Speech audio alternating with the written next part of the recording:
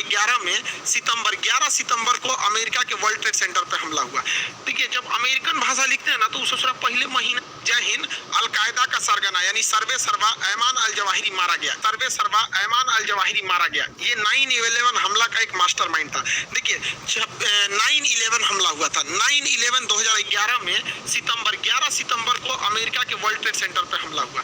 देखिए, जब अमेरिकन भाषा लिखते हैं ना तो उससे थोड़ा पहले महीना लिख देता है सब, अब बाद में तारीख लिखता है सब। तो जैसे ये 9 जो लिख रहा है ना, ये महीना है, सितंबर महीना। अभी अगस्त 8वां चल रहा है, सितंबर 9 आएगा तो सितंबर पहले लिखता है। तो 9 सितंबर 2001 को हमला हुआ था और हम लोग पहले तारीख लिखते हैं। जैसे हमारे हुआ होता 26/11 यानी 26 नवंबर, तो हम लोग पहले डेट लिखते हैं, उसके बाद महीना लिखते हैं। सीबीएसई वाला जो है सब ना पहले महीने में लिख देता है, उसके बाद डेट लिखता है सब। तो ओसामा बिन लादेन ने वर्ल्ड ट्रेड सेंटर पे धमाका से उड़ा दिया था। उसके बाद से तो अमेरिका इनको खोज रहा था और 10 साल बाद मार के गिराया। 2001 में इसने हमला किया और 2011 में अमेरिका ने एबटाबाद से मार के ओसामा बिन लादेन को गिरा दिया। यहाँ पर 2 मई 2011 को यानी 10 साल बाद अमेरिका ने ओसामा बिन लादेन का बदला ले लिया था। इस बदले में जो एबटाबाद मारा गया था वो भारत की सीमा से महज 25 से 30 किलोमीटर था। पाकिस्तान के एबटाबाद में उसे मारा गया था। इस ऑपरेशन को अमेरिका के सील कमांडो ने, नेवी के सील कमांडो ने इस ऑपरेशन को कंप्लीट किया था। लेकिन इस हमले का जो मेन मास्टरमाइंड था ओसामा बिन लादेन तो फेस था, जबकि पूरा बैकग्राउंड पूरी संभालता था ऐमान अल जवाहिरी। ये पेशे से एक डॉक्टर था, ओसामा बिन लादेन इंजीनियर था। तो ये सब पढ़े लिखे थे, सब पता नहीं कैसे इधर चलाया सब। यहाँ पर हम लोग के यहाँ तो छोट मोट गुंडा तबाही मचा देता है, देखते हैं विकास दुबे वगैरह, जो इंटरनेशनल है सब, भयानक भयानक मारता है सब, होलसेल में उड़ाता है सब। तो ओसामा बिन लादेन एक फेस वैल्यू था अलकायदा का, जबकि सारा अंदर का ऑपरेशन ऐमान अल जवाहिरी देख रहा था। तो 2011 में जैसे ओसामा बिन लादेन मारा गया तो अगला जो पूरा इसका सुप्रीम कमांडर, जिसे ये लोग कहते हैं सरगना, वो ऐमान अल जवाहिरी बना। ऐमान अल जवाहिरी को मारने के लिए अमेरिका पहले बहुत बार किया, कई बार इसके प्रयास असफल रहे। तो इसकी टोटल जिम्मेदारी सीआईए को सौंप दिया गया। ऐमान अल जवाहिरी की रेकी सीआईए कर रही थी। इसे फरवरी में ही इनपुट मिल गया था कि Ayman al Zawahiri Haqqani group के साथ मिलकर काबुल में शिफ्ट हो गया। तो इसने काबुल के आसपास के घरों की रेकी करने चालू किया। इसने क्या किया, सीआईए ने महिलाओं को भर्ती किया और वहां की महिलाओं को उस एरिया की रेकी करने के लिए दिया गया। तो काबुल के एक बिल्डिंग में पाया गया कि यहाँ ऐमान अल जवाहिरी जैसा दिखने वाला कोई व्यक्ति आता है खिड़की पर। तो यहाँ से कुछ दूरी पर ड्रोन कैमरास को फिट किए गए और सैटेलाइट इमेजिंग ड्रोन से फिगर लाया गया, जिससे ये पता चल गया कि ऐमान अल जवाहिरी अक्सर इस बालकनी में आता है और ये कंफर्म हो गया कि अल जवाहिरी है। तो इसको जो बाइडेन ने परमिशन दिया और संडे के दिन ऐमान अल जवाहिरी को ड्रोन से एक मिसाइल अटैक किया गया जो सीधे इसके छाती पे घुस गया और ब्लास्ट कर गया। इस ड्रोन के ब्लास्ट में किसी की जान नहीं गई, केवल ऐमान अल जवाहिरी मरा। देखिए, अगल बगल की बिल्डिंग को भी ज्यादा लॉस नहीं हुआ, केवल वो रेलिंग गया है। इसको मारा गया था रीपर मिसाइल से, रीपर ड्रोन से। ये रीपर ड्रोन एक हमलावर ड्रोन है, एक बहुत लंबे समय तक इंड्योरेंस कर सकता है हवा में। इसमें हेलफायर मिसाइल लगाई गई थी। इस हेलफायर मिसाइल की खासियत है कि आगे वाले भाग में इसमें गाइडेंस सिस्टम है और पीछे वाले भाग में फ्रेगमेंटेशन है। मतलब इस फ्रेगमेंटेशन मतलब ये नोकीले इसमें धातु के रॉड होते हैं जो सीधे किसी के व्यक्ति के अंदर घुस सकते हैं। और इसे मारा गया जब, तो ये सीधा यहाँ पे ऐमान अल जवाहिरी खड़ा था, सीधे आके एकदम छाती पे घुस गया। किसी को पता भी नहीं चला। ये ब्लास्ट नहीं होता है बल्कि धारदार चाकू की तरह शरीर के अंदर घुस जाता है और ऐमान अल जवाहिरी की वहीं पर मृत्यु हो गई। इस मृत्यु के बाद सारे आतंकवादी एक हो गए सब, अलकायदा, तालिबान और पाकिस्तान में पन रहे जो पाकिस्तान का तालिबान है, तहरीके तालिबान पाकिस्तान जो है, टीटीपी जो है, वो सब एक हो गए। और इन तीनों को ये लगने लगा है कि इस हमले में पाकिस्तान ने इसका साथ दिया है और कहीं ना कहीं पाकिस्तान भी सॉफ्ट हुआ है आतंकवाद के मुद्दे पर। अमेरिका जिस तरह से कहता है आतंकवादियों को, पाकिस्तान अब उस तरह से दबाने लगा है क्योंकि इनके पास भिखमंगे हो गए, पैसे नहीं है यहाँ पर। तो अब ये तीनों मिलकर इनसे दुश्मनी कर ली है। अब इन चोट्टों को समझ में आ रहा है कि सांप पालेंगे तो एक दिन तुम्ही को काटेगा यहाँ पर। अब क्या हुआ है कि अमेरिका यहाँ पर इसी बीच बलूचिस्तान, पाकिस्तान के लिए सबसे बड़ा सरदर्द बना हुआ है बलूचिस्तान। 2030 में बलूचिस्तान टूट के अलग होगा। पहला विभाजन पाकिस्तान का हुआ बना जब 1947 में, 1971 में यहाँ हुआ, 2030 में यहाँ हो गया। बलूचिस्तान में बाढ़ आया हुआ था और बलूचिस्तान में यहाँ से आर्मी के टॉप कमांडर्स का हेलीकॉप्टर जा रहा था। तो ऐसा कहा जा रहा है कि इसके ऊपर भी वहाँ बलूचिस्तान रिबल्स ने हमला किया था। इस हमले कहिए या दुर्घटना कहिए, इसमें यह पूरा का पूरा हेलीकॉप्टर क्रैश कर गया और उसमें टॉप लेवल के अधिकारी थे। लेफ्टिनेंट जनरल सरफराज अली ये अगले सेना प्रमुख होने वाले थे और इमरान खान के काफी करीबी थे। हमारा चचवा तो ऐसे ही गया, ससुरा उसका करीबी मारा गया। दूसरा ब्रिगेडियर अमजद हनीफ, ये ब्रिगेडियर रैंक के थे। ब्रिगेडियर खालिद, ये इतने बड़े बड़े अधिकारी थे। मेजर अहमद, मेजर मन्नान, ये इतने बड़े बड़े अधिकारी इसमें मारे गए हैं यहाँ पे। तो ऐसा कहा जा रहा है कि ये दुर्घटना भी हो सकता है और साथ में ये भी हो सकता है कि बलूचिस्तान रेबल्स ने यह किया है। देखिए पाकिस्तान अलकायदा के मारे जाने से यहाँ पे एक बलूचिस्तान रिबल आतंकवादी मतलब उग्रवादी पहले से अलगाववादी है। यहाँ तहरीके तालिबान है जो पाकिस्तान को कहता है कि जिस तरह तालिबान ने अफगानिस्तान को कब्जा किया, हम पूरे पाकिस्तान को कब्जा करेंगे। यहाँ अलकायदा मराया है, वो ऐसे ही भड़का हुआ है पाकिस्तान के ऊपर, और तालिबान का बॉर्डर डिस्प्यूट चल रहा है। अब सारे आतंकवादियों की वजह से पाकिस्तान क्या हो चुका है, पीस गया है, और बहुत जल्दी अब उसका यह वाला एरिया बलूचिस्तान हाथ से जाने वाला है। इसको समझिए कैसे। देखिए पाकिस्तान के पास पैसे की कमी थी, तो पाकिस्तान बहुत बार अमेरिका से कहा, अमेरिका ने तो फोन भी नहीं किया पाकिस्तानियों को यहाँ पर। तो वहाँ के जो सेना प्रमुख थे उन्होंने जो बाइडेन से डायरेक्ट कहा कि हम आतंकवाद के खात्मे में आपकी मदद करेंगे, लेकिन प्लीज आप आईएमएफ को कहिए कि वो इन्हें लोन प्रोवाइड करे। तो आईएमएफ कुछ हद तक विचार कर रहा है लोन का, इसलिए ये आशंका जताई जा रही है कि पाकिस्तान ने भी इसमें बहुत हेल्प किया होगा अमेरिका का यहाँ पर। अब पाकिस्तान के पास पैसे है नहीं, पाकिस्तान का जो फॉरेन एक्सचेंज है, इनके पास कुल विदेशी मुद्रा भंडार एकदम गिर चुका है, $8 बिलियन का है। इन चोट्टों के पास $8 बिलियन का विदेशी मुद्रा भंडार है और कर्जा इनके पास $250 बिलियन का। ये चोट्टा किस यूनिवर्सिटी में इकोनॉमिक्स पढ़े हैं सब हमको नहीं समझ में आ रहा है। औकात है 8 बिलियन की, पैसा लिए $250 बिलियन की, और इनका 1 रुपया, पाकिस्तान का 1 रुपया, जो पाकिस्तान का जो रुपया है इतना नीचे गिर गया है कि $1 240 रुपया पहुंच चुका है। तो अब इतना महंगाई अभी हमारे यहाँ देखिए, हमारे यहाँ $1 69 से 80 रुपए के बीच में, 80 राउंड द फिगर, 80 से थोड़ा बहुत आगे पीछे की ओर जा रहा है। और यहाँ देख रहे हैं 3 गुना भयानक, तो हमसे 3 गुना महंगाई में जा रहा है यहाँ पे। जबकि आबादी देखिए कितना कम है, उत्तर प्रदेश बराबर आबादी है, ये छोटा सबसे इतनी जो आबादी को नहीं संभाल पा रहा है, तो क्या कहेगा सब इसको। तो खैर अमेरिका कुछ हद तक मदद कर रहा है, लेकिन जैसे अमेरिका मदद करेगा आतंकवादी इनके ऊपर चढ़ जाएंगे सबकी ससुरा, तूने हमको क्या कर दिया, मरवा दिया। अब इनके पास पैसे नहीं है, अब ये जाएंगे कहाँ पे, अपनी जनता को भूखे मरने तो छोड़ेगा नहीं कोई भी देश, तो लोन भी चुकाना है। तब ये गए लोग लोन मांगने कहाँ पे, चाइना के पास। कहे लोग कि भैया हमको लोन दे दो। आखिर ये लोग तो अल्टीमेटली चाइना के ही रखेल हैं ये लोग, तो लोन मांगने वहां गए, लेकिन हो गया यहाँ खेला। चाइना के पास अभी भयंकर बवाल चल रहा है। चाइना ने पूरी दुनिया में घूम घूम लोन बांटा था, श्रीलंका में बांटा, अफ्रीका में बांटा, बांग्लादेश में बांटा, म्यांमार में बांटा, और सारे देश लोन चुका नहीं पाए। अब चाइना के बैंकों के पास पैसा हो गया खत्म, और जो लोग चाइना के बैंकों में पैसा रखे थे वो लोग गए मांगने कि हमारा पैसा दो, तो बैंक कर आपका पैसा तो श्रीलंका को दिए थे डूब गया, आपका पैसा माली को दिए थे डूब गया, आपका बांग्लादेश को दिए थे डूब गया, म्यांमार को दिए थे डूब गया। अब वहाँ के लोग भयानक सड़कों पे उतर गए कि चोट्टा हमारा पैसा तुम डुबा दिए यहाँ पे। तो चाइना गवर्नमेंट ने सड़कों पे टैंक उतार दिया, कहा कि ससुरा तू नहीं, तुम ज्यादा कूदेगा उड़ा देंगे तोरा टैंक कैसे, यहाँ पर इतना खतरनाक है। तो एक तो इनके पास पैसा नहीं है, ये पैसा देने वाले भी नहीं है। दूसरा चाइना फंसा हुआ भी ताइवान इशू वाले पर, तो चाइना इनको पैसा नहीं दिया। दूसरा चाइना के लोग पाकिस्तानियों से बहुत ज्यादा चिढ़े हुए हैं, क्योंकि इधर कई ऐसी घटना हुई हैं जो पाकिस्तान के अंदर बम ब्लास्ट हुए हैं, उसमें चाइनीज वर्कर मारे गए हैं और टारगेटेड मारे गए। दासू डैम में मारे गए थे, उसके बाद चाइनीज सब AK-47 लेके ड्यूटी करता था, बस से जो जा रहे थे उस बस को जला दिया गया, चाइनीज जिंदा जल गए वहां पे। तो डर के मारे चाइनीज ऐसे लाइन लगा के भागने लगे वहां पर, कराची एयरपोर्ट से भाग गए सब। सोच रहा कहाँ रहेंगे हम चाइना में। तो चाइना पाकिस्तान के ऊपर लोन तो दिया नहीं, कर्जा माफ किया नहीं, उल्टे लगा दिया $11.6 मिलियन का फाइन कि दे चट्टा कहीं का हमारे नागरिक मरे हैं, सुरक्षा दो, नहीं तो इतना पैसा दो यहाँ पर। तो पाकिस्तान के पास तो था नहीं, गरीबी में आटा गीला हो गया। पाकिस्तान को हर हाल में अपना कर्ज हटाना पड़ेगा, वरना पाकिस्तान दिवालिया हो जाएगा। इसके लिए पाकिस्तान के संसद ने एक ऐसा विधेयक पास कर दिया कि पाकिस्तान अपने किसी भी एसेट्स को, जैसे हाईवे हो गया, एयरपोर्ट हो गया या फिर बंदरगाह हो गया, इसे विदेशी को बेच सकते हैं, और इसके खिलाफ कोई भी व्यक्ति सुप्रीम कोर्ट में नहीं जाएगा। सोचिए कि ये लोग पहले ही सुप्रीम कोर्ट को साइड कर दिए। अब इन्होंने ग्वादर पोर्ट तो बेच रखा है, ग्वादर पोर्ट बचा नहीं, इनका एयरपोर्ट कोई लेने वाला है नहीं यहाँ पर। तो हो सकता है कि हाईवे वगैरह को बेचे कि भैया तुम यहाँ से टोल वसूल के ले जाओ यहाँ पर। हद तो तब हो गया वहाँ की महिलाएं इसका विरोध करने लगी, क्योंकि चाइनीज जो थे पाकिस्तानी लड़कियों को लेके जाने लगे चाइना में। किसी भी देश के लिए इससे शर्म की बात क्या हो सकती है। ये पाकिस्तानी न्यूज है, देखिए यहाँ पाकिस्तान का झंडा भी है।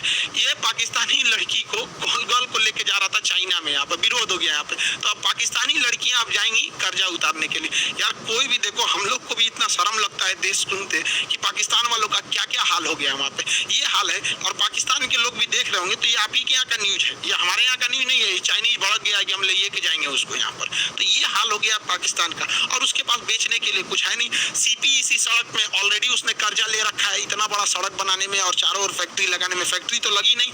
दूसरा ग्वादर पोर्ट इसने 40 साल के लिए लीज पर दे रखा है, तो इसके पास अब बेचने के लिए कुछ है नहीं। अब चाइनीजों का बलूचिस्तान के एरिया में कब्जा होते जा रहा है।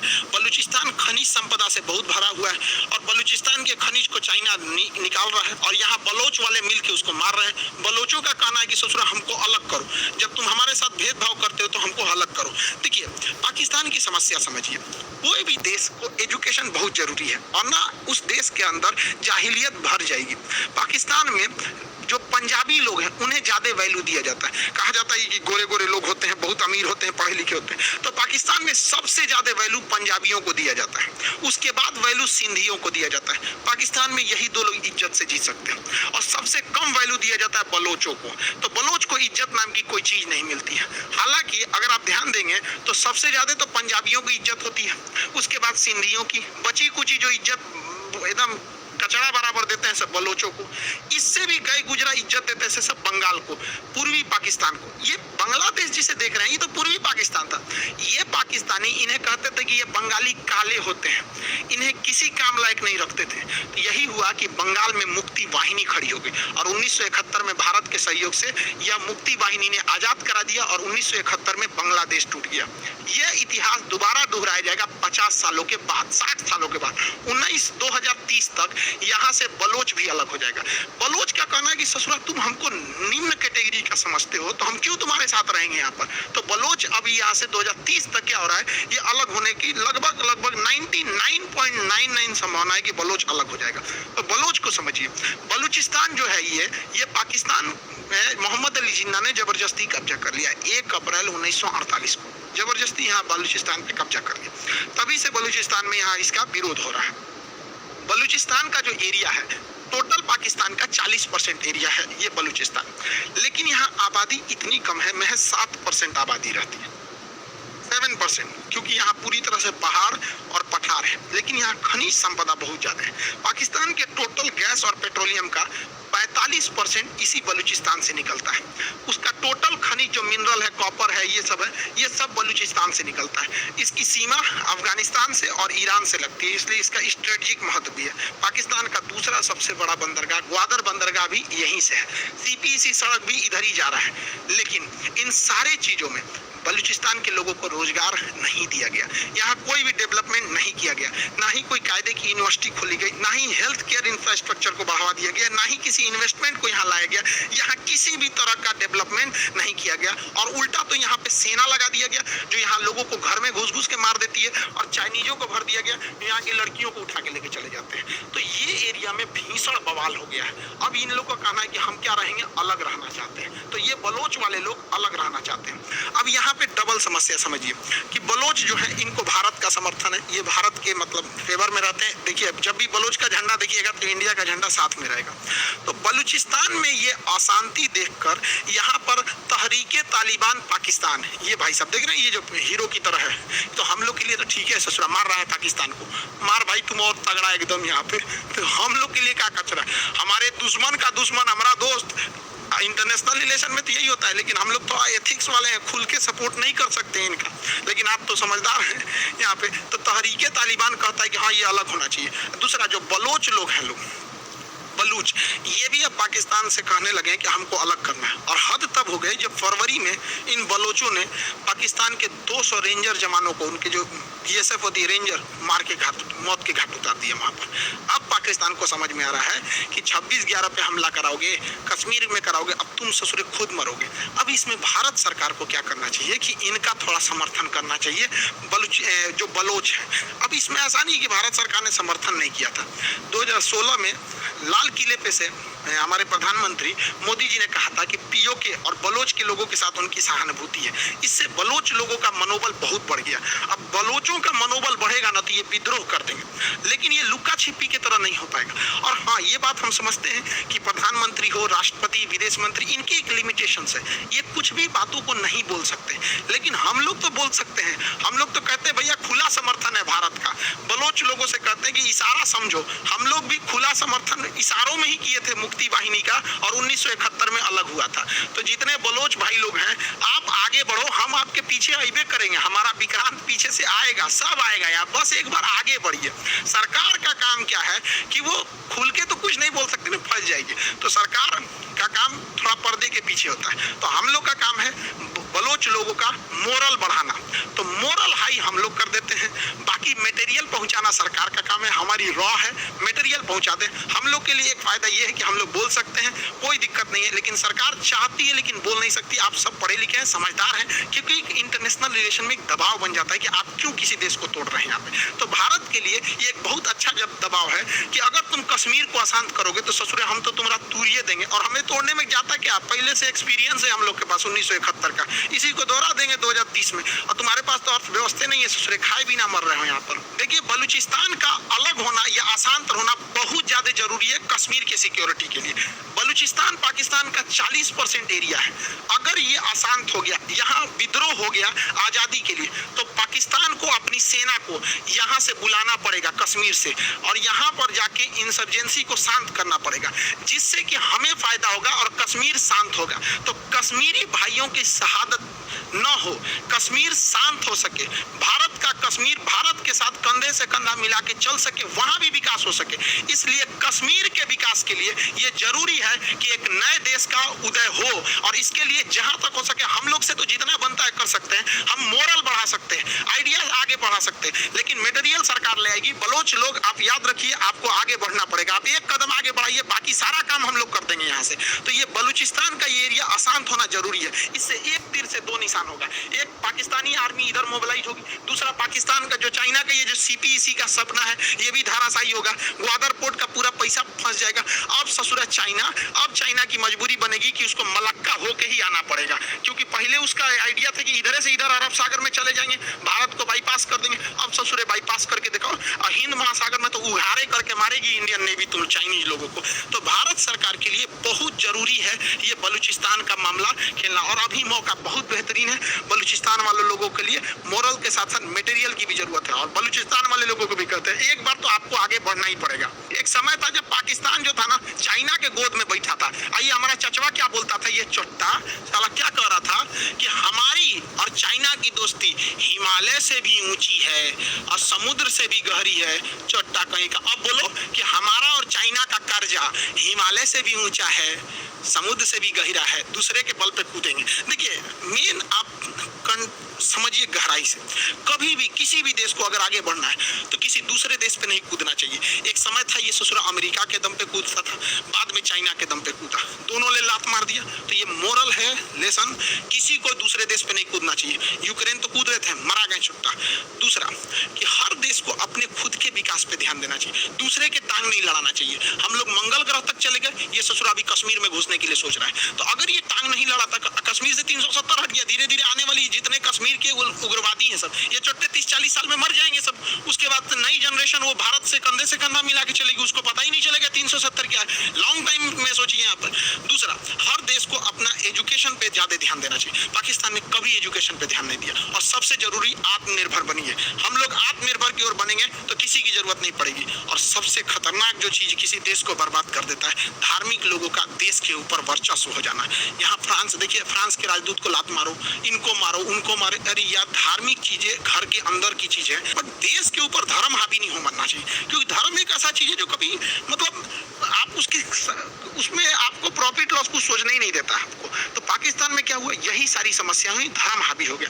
आज पाकिस्तान गया जा रहा है यहाँ पे 2030 तक, ये गारंटी है, लिख लीजिए यहाँ पर, कि पाकिस्तान का बलूचिस्तान टूटेगा और उसमें हम लोग भी अपना योगदान देंगे, क्योंकि डिजिटल इंडिया का यही तो फायदा है यहाँ पर, ताकि हम अपनी बात वहां तक पहुंचा सकते हैं। एक्चुअली इंटरनेशनल रिलेशन के टॉपिक काफी कॉम्प्लिकेटेड होते हैं। इसमें एक चीज को समझने से पहले आपको कई अलग अलग चीजों की जरूरी होती है यहाँ पर। अब क्लास में क्या होता है कि आदमी पूरा का पूरा एक लंबा लेक्चर लिया रहता है क्लास में, डेली 4 घंटा 5 घंटा, तो एक फाउंडेशन बिल्ड हो जाता है, तो समझने में इजी हो जाता है। खैर हमारी कोशिश रहती है कि एकदम सरल से सरल भाषा में आपको ये चीज़ों को समझाया जा सके। आई होप आप समझे होंगे। बाकी जो क्लासेज चल रहे हैं वो तो चल ही रहे हैं अपने आप एप्लीकेशन पे। जो लोग रेगुलर क्लास कर रहे हैं उनके लिए और मेहनत लगा के पढ़ाई कीजिए। आई होप आप इस टॉपिक को समझे होंगे। मिलेंगे नेक्स्ट क्लास में। जय हिंद।